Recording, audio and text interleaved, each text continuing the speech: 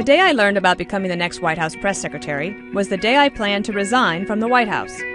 It was the summer of 2007. I'd been deputy press secretary for 2.5 years and with the Bush administration since right after 9/11. I served during a time of 2 wars, Supreme Court nominations, natural disasters, a major financial crisis, and more.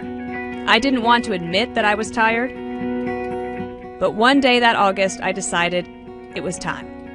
I pulled the president's counselor, Ed Gillespie, aside, but to my surprise, he needed to tell me something first. Tony Snow, the current press secretary, was going to be leaving to focus on his health and family. He'd been fighting a valiant battle against cancer, one he sadly lost less than a year later. President Bush had chosen me to succeed him. It was bittersweet, but an overwhelming honor and an opportunity I knew I couldn't turn down. I've chosen Dana Perino. She can handle you all. What I look for in somebody like Dana is somebody who can walk in that Oval Office and give me sound judgment and good advice.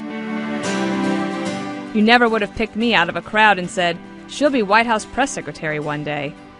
And that's what makes America so great. One day you're sitting on a barnyard fence thinking you'll never leave home, and the next, you're sitting on Marine One with the President of the United States. God bless America, indeed. There was never a day when I didn't love my job, even on those more challenging ones with reporters. I traveled with President Bush at home and abroad to Africa, Europe, and beyond, and even got to meet the Queen. It was the opportunity of a lifetime. Would you do this job again? Oh gosh, absolutely. I would.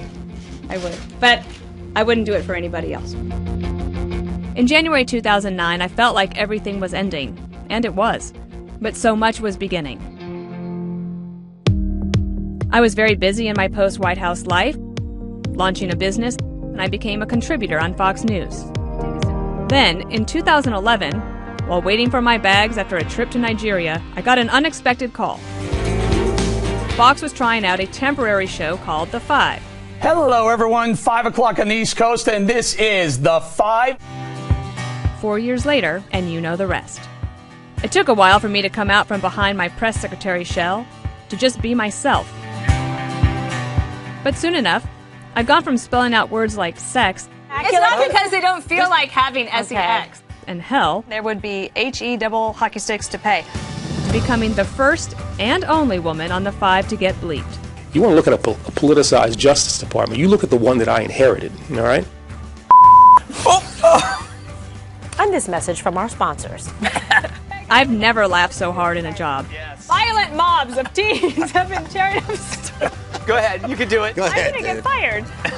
Or gotten so fired up. I don't know who you're protecting. Are you trying to protect President Obama? No, I'm not trying to protect anybody. I'm having a hot flash of anger.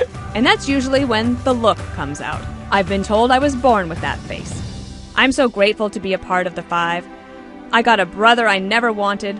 She pole vaults with a toothpick. She snowboards on a lentil. She jet skis on a seahorse. And she shoots pool with a breadstick. It's Dana Perino. This is The Five. And even made my family pet a part of the show. America's dog, Jasper. Jasper made Valentines for these guys. Here's an example. One for you. Bob, for you. I thought you would like this one. This show, folks, is been hijacked by this dog. I don't know what's in store for the next chapter of my life. But the great news is, I'm not ready to turn the page on this one.